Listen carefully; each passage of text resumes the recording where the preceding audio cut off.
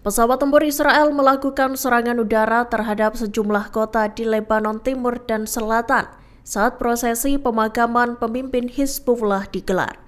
Diketahui serangan yang dilesatkan pada Minggu 23 Februari 2025 itu menyasar kota Zariyah, Zibhin, Al-Khalayah, dan Janata. Selain itu, kota Deir Hanon Al-Nahir dan Mahroub di Lebanon Selatan turut menjadi sasaran. Sedangkan di Lebanon Timur, desa Brisa dilaporkan menjadi target serangan pesawat tempur Zionis. Serangan udara itu terjadi di tengah prosesi pemakaman pemimpin Hizbullah, Hassan Nasrallah, dan Hashim Safieddine di kota olahraga Kamel Shamon, Beirut. Dikutip dari Anadolu Agency, militer Israel IDF mengonfirmasi bahwa serangan tersebut menarget lokasi militer Hizbullah. IDF menyatakan mereka melepaskan serangan ke lokasi yang berisi amunisi roket serta senjata lainnya di Baalbek dan sejumlah tempat lainnya. Militer Zionis mengklaim beberapa platform roket hancur dalam serangan tersebut. Sekira 1,4 juta orang memenuhi Stadion Kamel Shamon, Beirut pada Minggu 23 Februari 2025. Mereka berkumpul demi memberikan penghormatan terakhir untuk pemimpin Hizbullah Hassan Nasrallah dan Hashim Safieddine. Jutaan pelayat itu bahkan telah berkumpul sejak Minggu dini hari.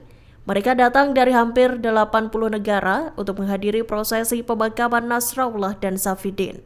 Dikutip dari Tribun News, jutaan pelayat itu bahkan tak mempedulikan adanya teror jet tempur Israel. Diketahui sejumlah pesawat tempur Israel tampak terbang rendah saat jenazah Nasrallah dan Safieddine memasuki stadion. Munculnya konvoi jet tempur IDF itu sontak memicu teriakan dari para pelayat. Bahkan para pelayat itu meneriakkan kalimat kecaman untuk Israel. Dilaporkan pesawat tempur itu melakukan serangan ke sejumlah titik di Lebanon Timur dan Selatan. Meski ada provokasi Israel, prosesi pemakaman Nasrallah dan Safieddine berakhir tanpa insiden. Untuk pertama kalinya sejak 2002, pasukan pertahanan Israel IDF mengerahkan tank ke tepi barat. Pengerahan itu dilakukan pada Minggu 23 Februari 2025. Diketahui IDF memperluas operasinya di tepi barat bagian utara. Israel menggelar agresi yang mereka sebut sebagai Operasi Tembok Besi yang dimulai pada 21 Januari 2025 lalu. Dikutip dari Tribun News, 3 tank Merkava dikabarkan masuk ke kota Jenin tepi barat. IDF mengonfirmasi satu peleton dari Brigade Lapis Baja ke-188 bersiap untuk beroperasi di wilayah tersebut. Diketahui satu peleton biasanya terdiri dari 2 hingga 3 tank. Pengerahan tank itu dilakukan seusai terdapat 3 bus kosong yang meledak berturut-turut di pinggiran Tel Aviv beberapa waktu lalu.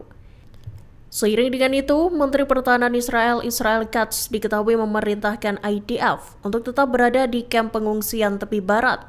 Setidaknya, pasukan Zionis itu harus tetap berada di sana hingga tahun depan.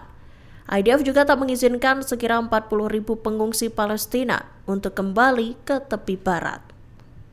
Hamas menuding Israel melakukan pelanggaran terhadap perjanjian gencatan senjata yang mereka sepakati sebelumnya. Hal itu buntut Israel menunda pembebasan ratusan tahanan Palestina sebagai imbalan atas dipulangkannya 6 sandera.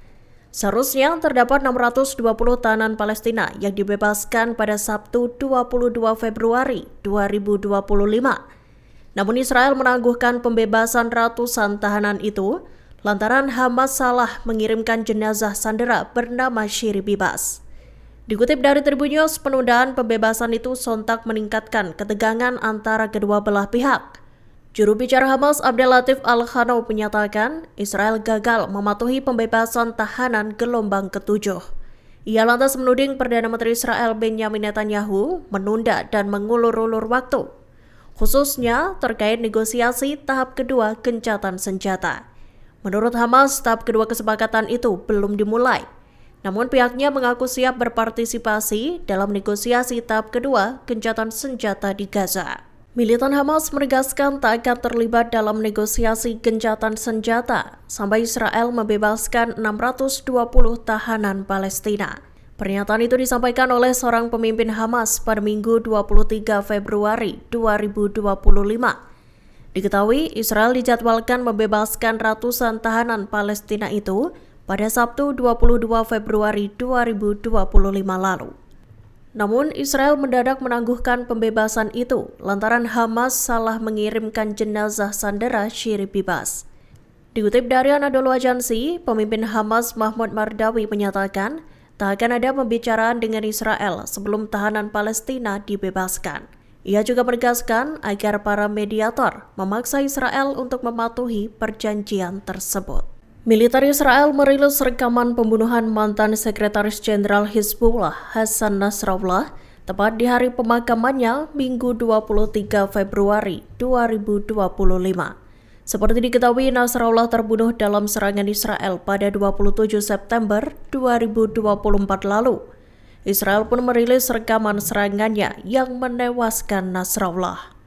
Dikutip dari Ynet News, rekaman itu menunjukkan adanya sebuah jet tempur yang menjatuhkan 7 bom berturut-turut. Dilaporkan amunisi itu merupakan bagian dari 82 bom yang dijatuhkan di pusat komando bawah tanah Hizbullah di Beirut. Serangkaian ledakan pun tampak terjadi di distrik Dahiyeh.